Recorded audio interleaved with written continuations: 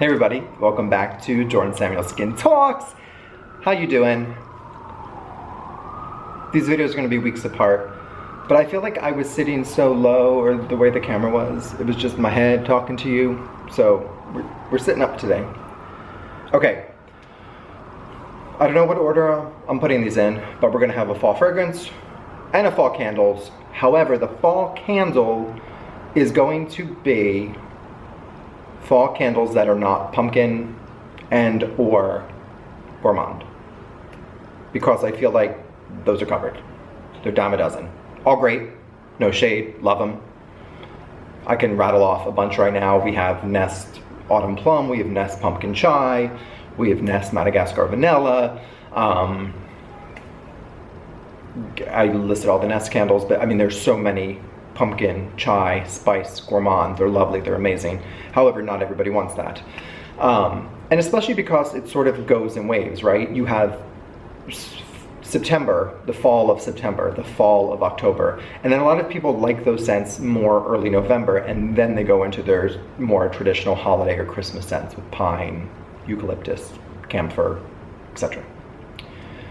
However, so I did this a little bit with movies last year, 2 years ago, where I wanted fall movies that are not Halloween related or not horror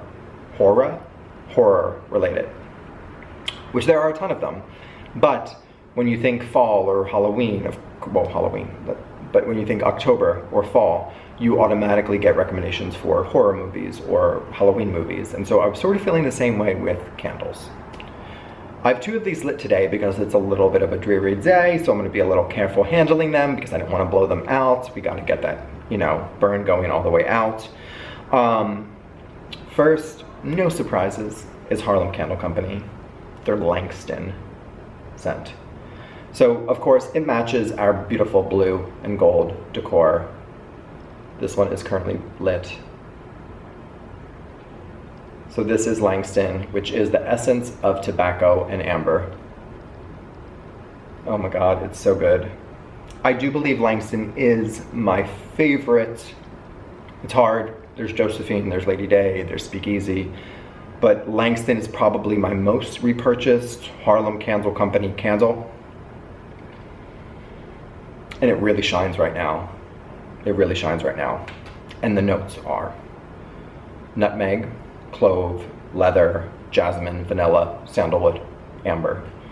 If you like smoky, tobacco, leathery, amber, so again, rich, warm, comforting fall, but not gourmand, not vanilla, not pumpkin, not like cinnamon spice, Langston's gonna be good for you. The throw is good. And the throw is good because it's also not overpowering. You absolutely smell it. This room, you can smell it in, but it is not overpowering. Sometimes you just don't want those overpowering scents. Trust me, I love an overpowering scent. Sometimes you just don't want it for whatever reason. You have guests over, or you just want a really light fragrance dancing in the air. I love Langston, love. Another thing I was gonna say is I did come prepared today. I came prepared with another video, but I actually have notes on the notes of the fragrance, and I will make sure I put them all down, the links down below. If I don't, because I say this several times, then there's usually days between me filming this and uploading this and putting it in, and I forget, and then Let's try to remember today. Let's try to remember today. I'm going to do this all by brand today. So we're gonna do a second Harlem Candle Company, which is actually new to the brand and new to me. And it's in, I believe, this beautiful ceramic vessel. Look at, that is gorge. So this is Douze Amour, and this is another Josephine Baker inspired candle. It comes with this beautiful lid. The packaging is just, it's in this stunning box, easily giftable. This beautiful vessel with the lid. This to me gives a nod to the original Josephine candle in the red vessel. That one, they are different, they're certainly different, but there is inspiration and a nod, I were to say that, but different. This is powdery. This is, I would say, softer.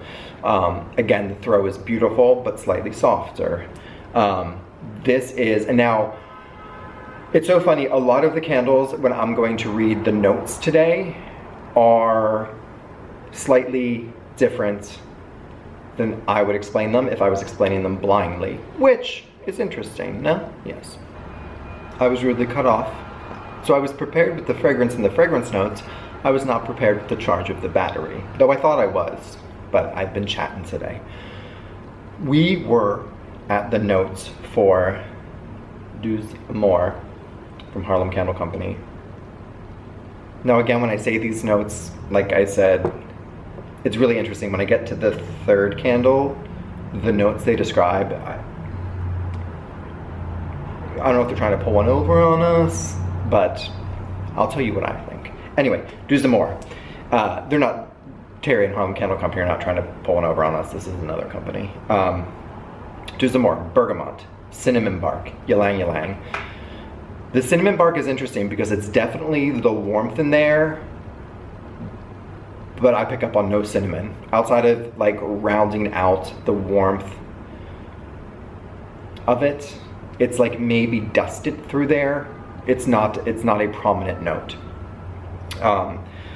Rose centifolia, lavender buds, tonka bean, cedar, and musk. Now the tonka bean, the cedar, the musk, the rose, the lavender, the ylang ylang, I'm getting that. That's creating that floral, powdery warmth, tiptoeing into fall, not gourmand loveliness.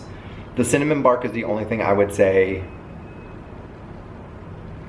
it's there, but like I said, it's more like dustings of, it's sort of weaved throughout instead of just an upfront in-your-face note, which cinnamon bark usually is to me. Okay, now going on to Ex Nihilo. I don't know if that's how you pronounce it, and I don't know if you can see it, this beautiful container. This is their Bouquet Mystique. I smelled this in their store in Los Angeles in August. I was immediately like, yep, this is gonna be a perfect, I mean, this was the easiest purchase there. I purchased a lot of things. This was the easiest thing I picked up. Thinking of September, October candle before we go into the pumpkin or the gourmand or holiday pine eucalyptus, which I love. If I was describing this to you right now, there's absolutely a touch of floral. The name suggests there's floral, but it's a touch. Then you have these spices woven throughout with a soft warmth. So the notes, and the only notes that I have found of this scent, are Lily of the Valley, which sure, but wasn't detecting that at all. And if you're somebody that might hate Lily of the Valley, I would say still go and give this a sniff, because, and separately, if you're somebody that loves Lily of the Valley, I wouldn't want you to buy this and be like, where the hell is the Lily of the Valley?